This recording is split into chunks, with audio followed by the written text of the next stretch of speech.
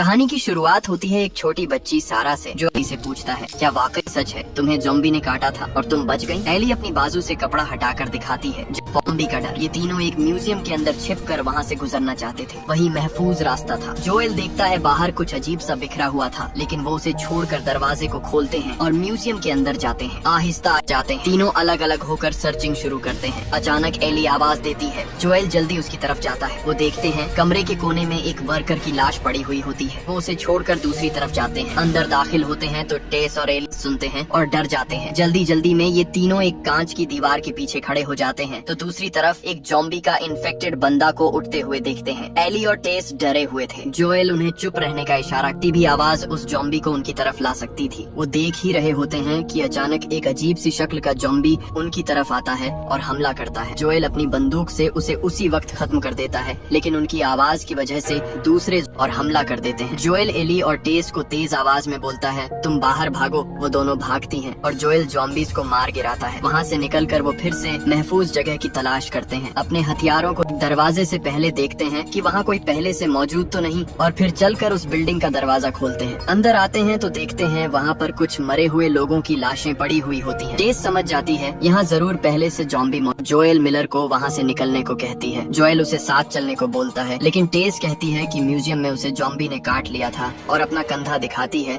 जहाँ से उसे तेजी से इन्फेक्शन चढ़ रहा था। टेस जोएल को बोलती है बाहर लेकर किसी महफूज जगह निकलो, इससे पहले कि टेस ज़ॉम्बी में बदल जाए। पहले तो जोएल मिलर को कुछ समझ नहीं आता कि वो क्या करे। वो बहस कर रहे होते हैं कि एली एक ज़ॉम्बी को उठते देखती है। वो डर जाती है और जोएल के पीछे खड़ी हो देखते वहाँ पड़े ज़ॉम्बी उठने लगते हैं और सारे के सारे उन पर टूट पड़ते हैं। टेस जल्दी से वहाँ पड़े फ्यूल के ड्रम उलट देती है। ग्रेनेड्स फेंक कर जोर से बोलती है, तुम एली को लेकर निकलो। जोएल एली को लेकर भागता है और टेस माचिस लेकर वहाँ खड़ी। ज़ॉम्बी उसकी तरफ आता है और टेस माचिस जलाकर फ्यूल पर फेंक देती है। जोएल और एली बाहर निकल जाते हैं और बिल्डिंग धमाके के साथ फट जाती है। टेस ने एली और जोएल को बचाने के लिए खुद को कुर्बान कर दिया। जोएल और एली वो वहाँ से निकलकर एक छोटे से घर के अंदर जाते हैं, जहाँ जोएल अपना सामान और हथियार छिपा कर रख देता है और वो एली के साथ फायर फ्लाइज तक पहुँचने के लिए निकलते हैं। वो एक छोटे कस्बे में पहुँचते हैं। बिल ने बिजली और कांटों की तारों से महफूज बना कर रखा था। वो बिजली के ब्रेकर्स गिराकर अंदर दाखिल होते हैं, जहाँ उन्हें एक कमरे के अंदर टेबल पर चाबी और जोएल के नाम का खत मिलता है। एड्रेस बताया हुआ था। वो वहाँ से गैरेज की तरफ जाते हैं। वहाँ ट्रक से कपड़ा हटाकर जोएल ट्रक का इंजन चेक करता है। सब कुछ ठीक होता है। एली अंदर कमरे में एक पिस्टल मिलती है। वो जोएल को बताए बिना उसे अपनी है और फिर दोनों ट्रक में बैठकर वहाँ से निकल पड़ते हैं। फौज और लुटेरों से बचने के लिए जोएल गाड़ी को जंगल से लेकर जाता है और वहाँ रुककर दोनों खाना खाते हैं और फिर निकल पड़ते हैं अपनी राह पर। जब वो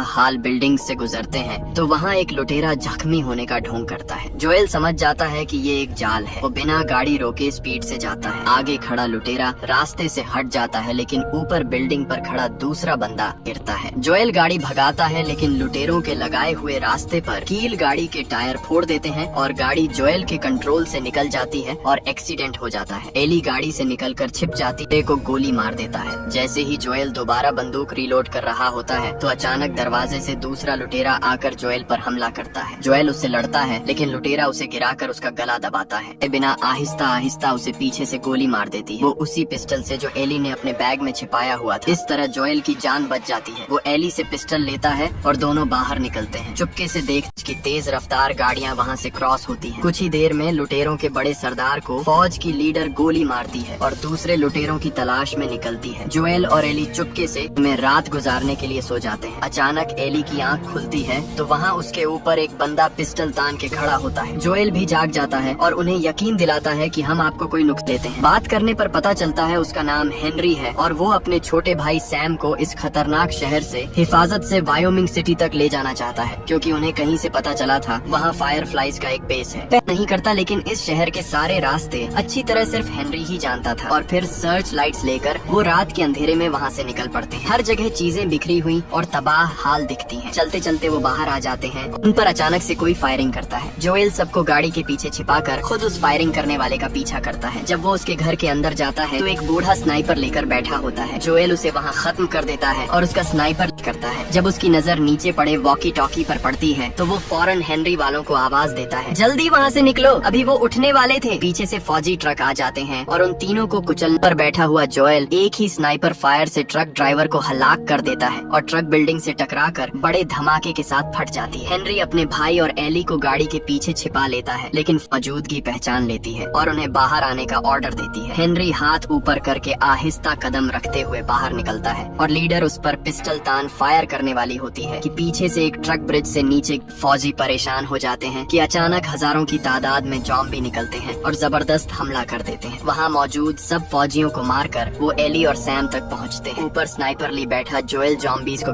इन जॉम्बी हेनरी के भाई सैम को काटने लगते हैं। हेनरी और एली दोनों सैम को छुड़ाकर भागने लगते हैं तो पीछे से फौजी लीडर उन पर पिस्टल सीधी करती है और पीछे से उस पर एक जॉम्बी हमला करके खत्म कर देता है। यहाँ जोएल वापस आकर उस जगह पर ले आता है। एली और सैम आपस में बैठे बातें कर रहे थे तो सैम ने अपनी टांग से कपड़ा हटाकर एली को दिखाया कि उसे जॉम्बी ने काट लिया है और अब वो भी एक मॉन्स्टर बन जाएगा। एली उसे कहती है, ऐसा दिखाकर बोलती है, मुझे भी काटा था जॉम्बीज ने लेकिन कुछ नहीं हुआ। और फिर एली चाकू लेकर अपने हाथ से खून निकालती है और सैम के जख्म पर लगाती है। सैम कुछ देर और डरते डरते शहर की तरफ देख रहा था। एली पीछे से आवाज देती है लेकिन वो सैम के पास आकर उसे हिलाती है तो सैम उस पर हमला कर देता है और दोनों दूसरे कमरे में आकर गिरते हैं। वहाँ लेटे हेनरी और जोएल उठते हैं। जोएल पिस्टल लेना चाहता है लेकिन हेनरी पहले ही पिस्टल और जोएल को दूर रहने को बोलता है। लेकिन जब हेनरी भी देखता है कि सैम एक जॉम्बी बन चुका है और वो एली को काटना चाहता है तो बिना सोचे फायर करके सैम को मार देता है। हेनरी अपने भाई का दर्द नहीं सह पाता और खुद पर फायर कर देता। दोनों को बाहर दफन करके वहाँ से अपना सफर जारी रखते। काफी दिनों के सफर करने के बाद वो दोनों एक शहर के बाहर से गुजर रहे होते हैं तो वहाँ पर कुछ घुड़सवार हथियारबंद लोग आ जाते हैं। जोएल उनको कोई नुकसान नहीं पहुँचाने वाले हैं, हमें जाने दो, लेकिन वो नहीं मानते और एली को साथ ले जाने को बोलते। जोएल कहता है, मैं भी साथ ही चलूंगा। फिर वो सब उन्हें दोनों को लेकर अपने सरदार के पास ले जाते हैं। जब पूछते हैं तो पता चलता है उन सब का सरदार जोएल मिलर का छोटा भाई टॉमी मिलर था। वो एक दूसरे को देखकर बहुत खुश होते हैं। टॉमी जोएल को उसका बनाया हुआ शहर घुमाता है और बता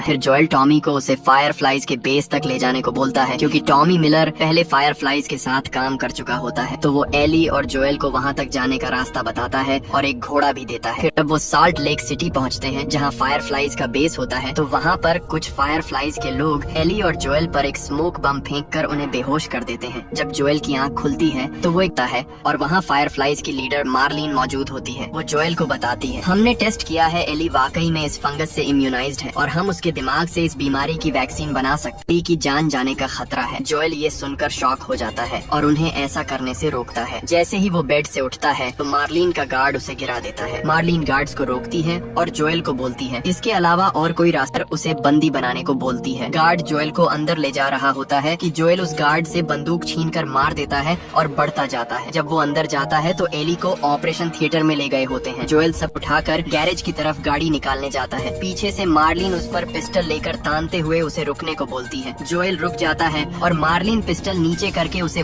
वहाँ से पिस्टल निकालकर जोएल मार्लिन को गोली मार देता है और गाड़ी निकालकर एली को वापस ले जाता है। और यूं ये